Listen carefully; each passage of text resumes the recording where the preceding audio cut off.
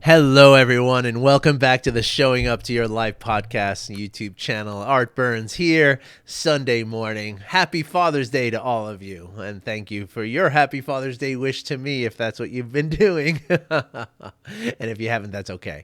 It's funny this holiday of Father's Day and Mother's Day. I always, of course, I approach these things with from the angle of mindfulness, right? And so, so I often look at these, sort of as they call them, the Hallmark holidays, right? They are a beautiful opportunity to kind of reflect and to connect to our parents, right? And that's true even if your parents are deceased, right? Like you can still take today and you can, kind of allow yourself to experience your parents, right? To allow yourself to be present with your parents, even if that's just in memory, right? And even if you're not, if you're far away geographically from your father today, you can still, even if you can't call him on the phone, right? You can still connect with him in your heart, right? And if that is something that is motivating to you, and that is something that is inspiring to you, well, then I fully suggest that you do that, right? However, and this is where mindfulness comes in, I do invite you to be intentional about it, right? And a lot of what, with these Hallmark holidays, and this includes Valentine's Day, Mother's Day, Father's Day, all these kind of, holidays that we made up to appreciate things, right? And there's nothing wrong with the essence of the holiday, including Valentine's Day, right? There's nothing wrong with expressing your love for someone, right? And obviously that's something that, should never be discouraged, right? But the question is, are you only buying chocolates for someone on Valentine's Day because that's what you're supposed to do, right? Are you only sending a card or, something for your father today just because that's what you're supposed to do, right? That is not necessarily serving you, right? It's, if it's not something that you feel truly, if, perhaps, there's a lot of people out there whose fathers, maybe did more harm than good. Right? Maybe they weren't great fathers. Maybe there was, even if it wasn't abuse, maybe there was some neglect. Maybe there was some just lack of connection, right? Maybe there was some lack of effort on the part of the father, right? And in these cases, it's okay not to wish Happy Father's Day. And maybe instead, this is a time where you want to still build that connection and maybe explain some of the things that you feel about your relationship and how your father did what he did, right? There's nothing wrong with that, right? And so I just kind of, wanted to open today talking about that a little bit because, again, a lot of times, we have these automatic holidays, and the problem with it is, right, and the reason why I'm bringing this up ultimately is because, you might open Facebook today, right? Just like a few weeks ago for Mother's Day, you might open this social media and see just the flood of, oh, my father, and the old pictures that people have, and kind of praising their father and celebrating their father, same way they did with their mother a couple weeks ago, right? And maybe this is all, it's all very beautiful and stuff, right? But maybe it doesn't feel right to you, right? Maybe you don't have that, right? Maybe you don't have those old pictures of your dad, right? Maybe there were no old pictures. Maybe there was no, moments worth commemorating, right?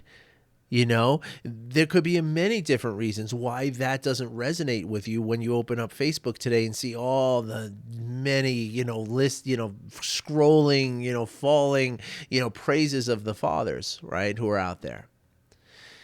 And so if that is the case, as you're watching those things, as you're scrolling through Facebook today, you might start to feel a little bit of shame, right? You might start to feel like, well, shoot, why is it that I can't have this? Why can't I have this connection? Why do, everybody else seems to have this beautiful, happy relationship with their fathers and I don't. So what's wrong with me, right?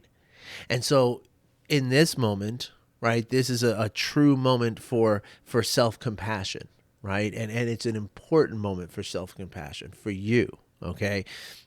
Because, you can look at this and realize that, number one, none of it is your fault, right?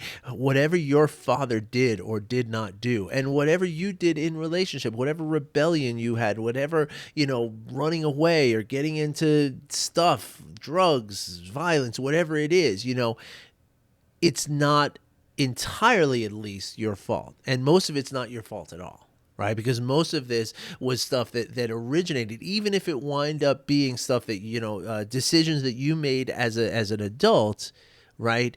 The context, the sort of, fodder from which that decision arose, right, was formed when you were very young, when you did not have the faculty to make your own decisions and to forge your own path, as it were, right? That was way beyond your control. And so it's important to recognize that it's and as part of a self-compassion practice, right? If you would like, I will give you a very simple self-compassion practice you can do right now about this, okay? So if you are in a position where you're feeling this, like, this tension and this sort of, conflict within you, where you want to feel this stuff for your father, you want to, engage in this Father's Day, but it just doesn't feel like you have that. Like, it's just something that's not available to you, right? So in that moment, there's 3 steps that I want you to take, okay? The first step is just pause for a moment and recognize the difficulty, right? This is a very important step because, again, we're going, right? And as we're going, right, we're not, we're all wrapped up in the thoughts and the emotions, right?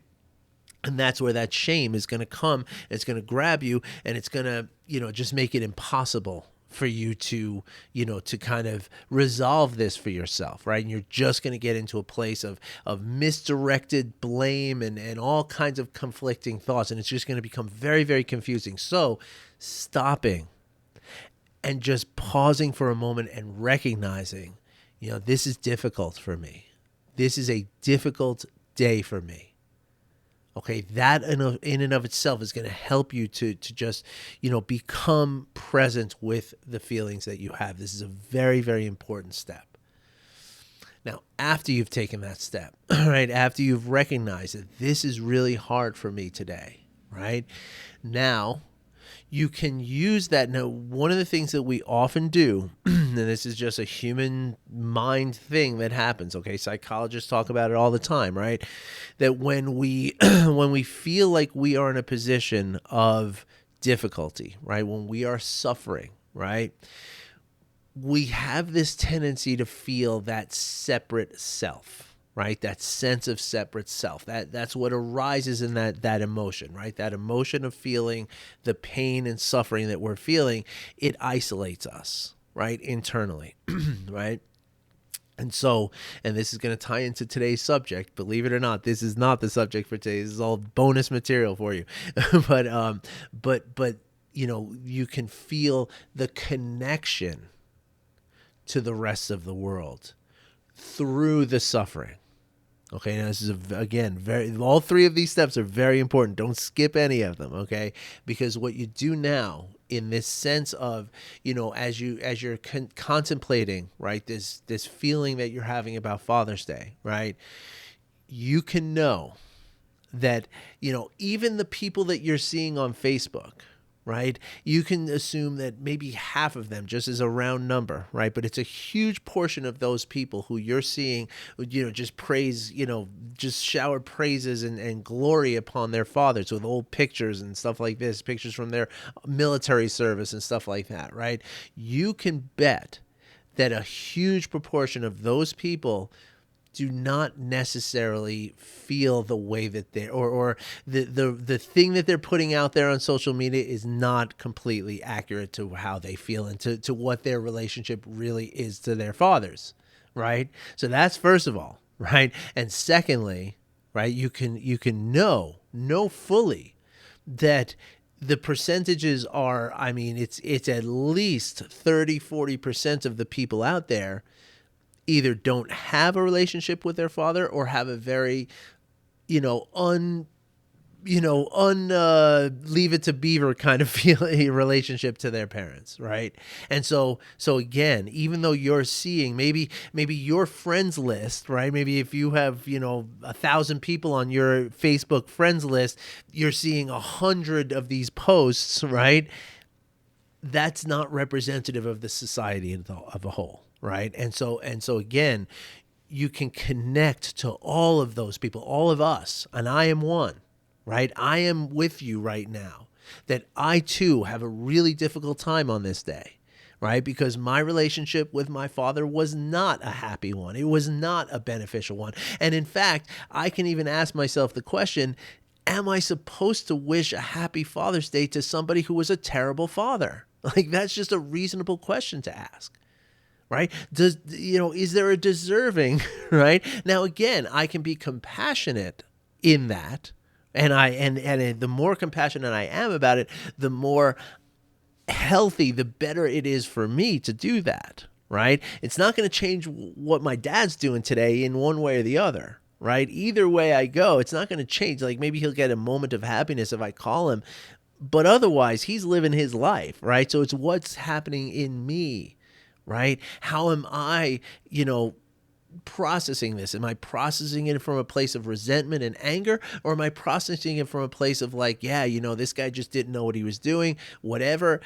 It doesn't change the fact that I don't want to be connected to him in this time for whatever reason. All those are still possible, but you can still feel that level of compassion for him, right? You can still say, whatever pain, caused my father to be a bad father, I hope that pain is relieved someday.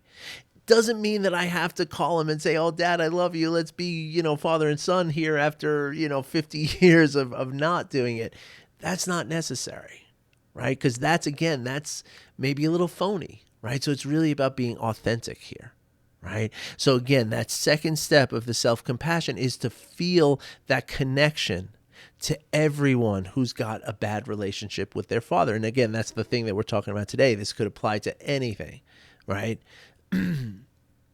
Sense that connection to those people. Okay, just sit and dwell in that. Just feel it in your body, right? That there are many other people. And again, right here, I'm one, many other people out there, millions of them, who share the same exact sentiment and the same exact pain, the same exact trauma, maybe not exact, but very similar trauma, pain, suffering, the same as you, right? So you're not alone. It's not your fault, and you're not alone. Okay? Now, after you've gone through this process of recognizing the pain and the difficulty, recognizing the suffering, and then connecting through that suffering to the rest of humanity, right? Now, it's a very simple and natural progression to simply offer yourself some kind support, right? Art, yeah, this is a hard day, and it's always a hard day. Every year it's a hard day. And you know what? You did your part. You've done what you've done, and it's all good and it's okay. And I'm here for you. Okay. I am not going to abandon you in your time of need. I am going to stay here with you, and I'm going to support you.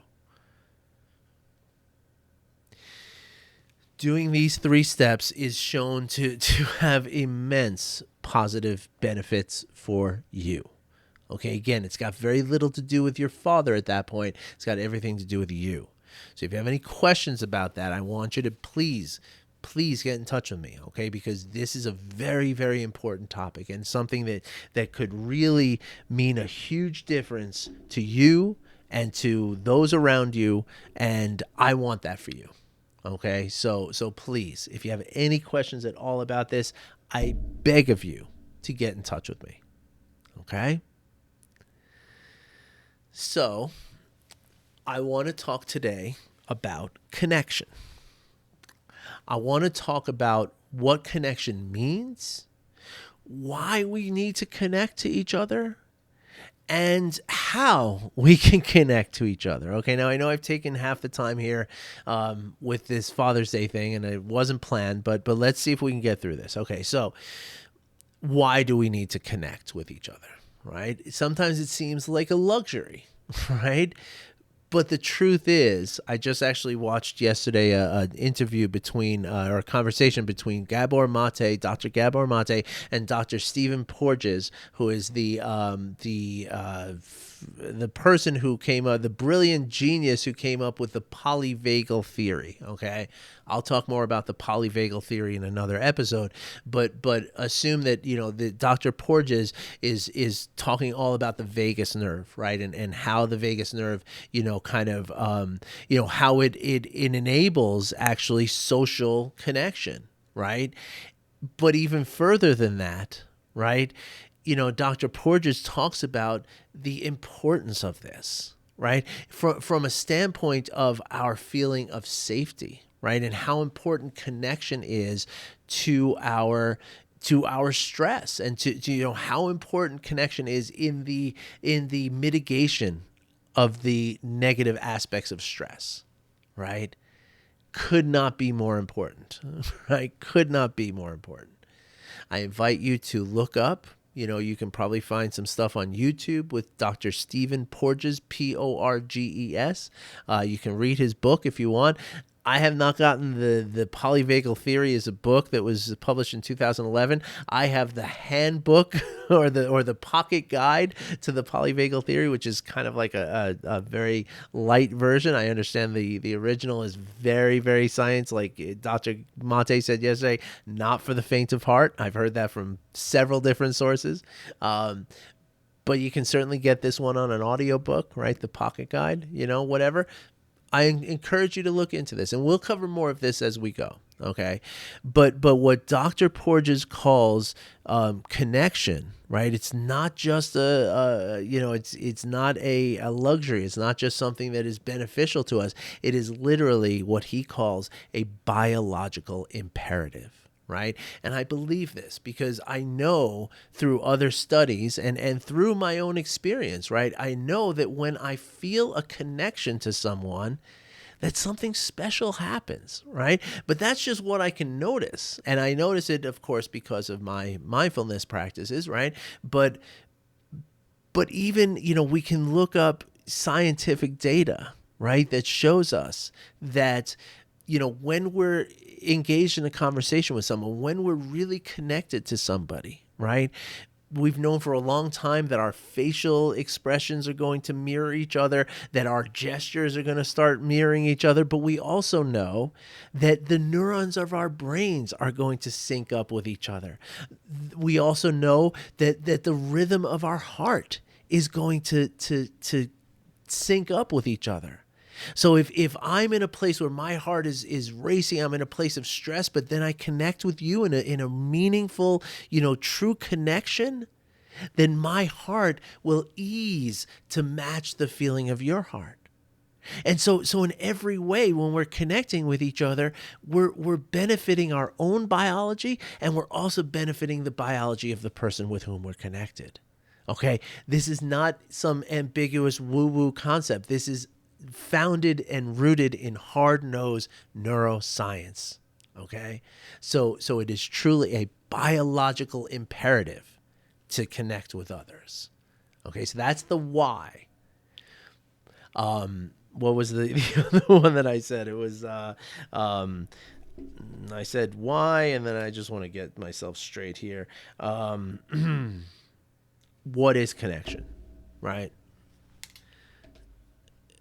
Connection is presence, really, right? Connection is the ability to be 100% with that person with whom we're connecting, right?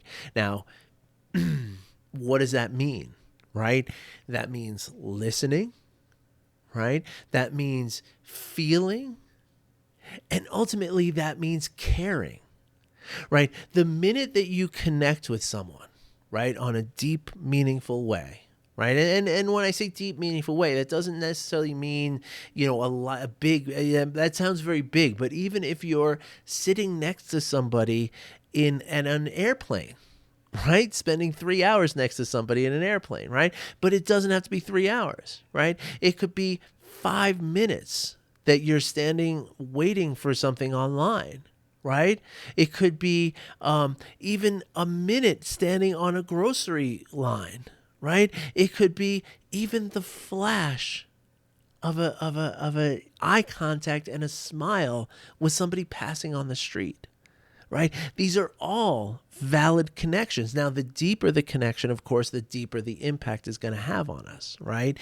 And so what connection means, though, really is to so when I'm in a conversation with somebody, right? Like right now, right? You're watching this, right? And right now, I exist in you because your brain is processing me, right? You're listening to the sound of my voice. You're processing the information that this energy of my voice is projecting to you, and you're seeing my visual representation, right? This is all now. We've talked about this before, right? And I'm going to do another episode on this coming up because it's worth doing again. I exist in your nervous system, right? Now, the way that I see myself and the way that my wife sees me and the way that you see me could be three completely different things, right? And so I'm just saying that for the standpoint that it's just about me existing within you, right? But in order for me to exist within you, we have to have a connection, right? Like, but the connection is me in you and you in me, right? And so the idea then, the way that happens is simply by noticing, right? Simply the fact that you're paying attention to me makes the connection, because the paying attention to me is what allows me to live inside your mind and inside your nervous system. Okay? And so the minute that happens, though, right? As soon as we can really be present and really feel this connection, right? Which is just to be intentional about it, right? And of course, as you practice, you deepen this over and over, but it's really just about paying attention to the other person, right? And the minute you do that, the minute I exist in you because you're paying attention to me, now there's an automatic level of caring that you have for me, right? And thank you. I really appreciate that. I mean, I really do appreciate that. But it's impossible for us not to, because we care about ourselves, right? It's a part of our survival instinct, right? And that's what Dr. Porges means when he says it's a biological imperative, right? It's important for me that I connect with you. Now, of course, this connection is a little weird. It's one-sided because I don't see you. But I know you're there. I have this image of someone out there, so I'm still making some kind of connection. But of course, we're talking more, more regularly, it would be just a one-on-one, right? If you and I were, say, on a Zoom call where I see your face and you see my face, right? As Dr. Dan Siegel talks about all the time, right? There's me, then there's you, there's we, right? But there's a we that Dr. Siegel talks about, right? There's a me that includes you, right? That this we is part you, part me, but it's also a combination thing that we have, right? That's the connection, okay? Now, how, right? Again, it comes really from just paying attention, right? But it's also about feeling that compassion, right? Like when we pay attention, right? When I'm really focused in on our conversation, I'm focused in on you. I'm not thinking in the back of my mind, oh gosh, what am I gonna have for lunch? Or when this person's gonna stop talking? Like, gosh, now, does he know that he's got this, crumb on his mustache? I wonder where he buys his glasses, or I wonder who told him that was a nice shirt, whatever, right? When we're thinking all those thoughts, we're not really connecting. Right. So in order to connect, it's to be there with the person. Right. And a great way to cultivate that, at least in the beginning, as we start as we try to create the conditions for this connection, right? A great way to facilitate that is through compassion. Right. Because again, just considering the compassion, right? Just considering that I want you to be free from suffering, right? The minute I've done that, now you're living inside of me. And when you're living inside of me, that care that I have for you is automatic, right? But it goes even further than that, right? The starting point is even before that, right? And this comes back to what I just mentioned to you, which is self-compassion, right? Because until we can connect with ourselves, it's very difficult to connect with others. So the idea then, right, is through meditation and mindfulness practices to be present with ourselves, to really be present with ourselves, and then to offer ourselves some form and some measure of compassion, right? Like, Art, I want you to be free from suffering today and every day.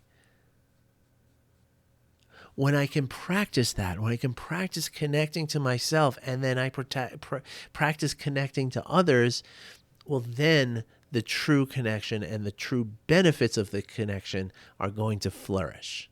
And they're going to flow like a river. They really are. And it feels absolutely amazing. And it all just starts with the simple practices that we talk about, right? The simple ability to not be thinking about your shirt, but instead to be connected to you, right? And this is a skill that is developed through practice.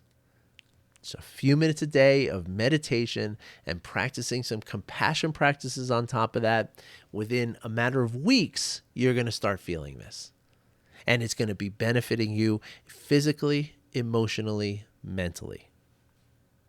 And from that place of benefit, of physical, emotional, and mental benefit, from that place, you can achieve amazing things in your life. Amazing things in your life. And I'm here to help you if you want, okay? The practices are simple. They're very simple. All it takes is a commitment to do them. And in a lot of ways, a coach is very helpful in that sense, right? Because most people, they get really good at, we come out of the gate, the first couple of weeks, it's like, yeah, I'm going to do this every day. I'm going to change my life. It's going to be great. I can't wait. Yes, go, go, go.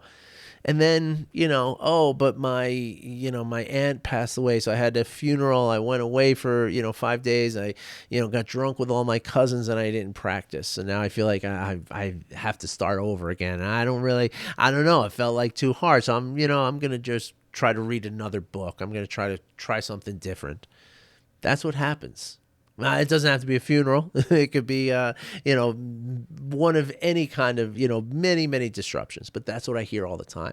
And so that's where having a coach that you meet with for a certain amount of time, you meet every week to move it along. You got an ally. You got somebody here to help. But one of the most amazing things I do for my clients is to tell them how great they're doing, because that's the other part, right? Is that, okay, Art, I've been doing these practices, I know the first couple of weeks were rough, but then I got it on pace, and now I'm doing it every day, but I don't see any difference. I can't feel it. So what the heck is going on? Well, let me ask you, I'll ask you 4 questions. And out of those 4 questions, you're going to feel completely different. You're going to see the progress that you've made. And that's the thing. We just don't notice it. And that's where a coach helps, right? So if you're interested in this, if you want to just see what a coaching session feels like, there is one that you already own. Okay, it's already yours. All you got to do is claim it. You can do so by hitting the Cal app, the Calendly link in in the description here. Okay, it's going to be at the very bottom of the description. It says Calendly Art Burns Coaching, something there or about. Click on it, follow the prompts. It's a 30-second process, maybe a minute or two tops. Complete the process, pick the day, pick the time, and you're done. And then everything else is on me. All you got to do is show up authentically and openly and let me connect with you on a call, and you're going to feel what it's like to be coached. And I would love to do that for you. It really would. It's going to be so fun. So, and believe me, folks, this is not going to be there forever because my schedule is getting pretty tight. And at this point, I've already had a couple of days where I'm like, okay, I got to turn this thing off. Like, it's not, I can't just have these calls just jumping in when I have, 7 meetings in a day, So it's getting to that point where this is not going to be available for forever. So book it now while you can. You might be surprised at how much you can just get out of this one 45-minute session, and there's no strings attached at all. Okay, if it never goes any further than this one 45-minute session, that's fine by me. All right, everybody. Thanks for watching. Thanks for listening. I hope you enjoyed this. Happy Father's Day to all you fathers who are out there. I know I gave you a little bit of a dismal view on Father's Day, but for all you dads like me who are out there doing it and trying to do it right and really putting in the effort and trying to connect with your children, I salute you. All right, everybody. Wishing you well. Talk to you soon. Bye-bye.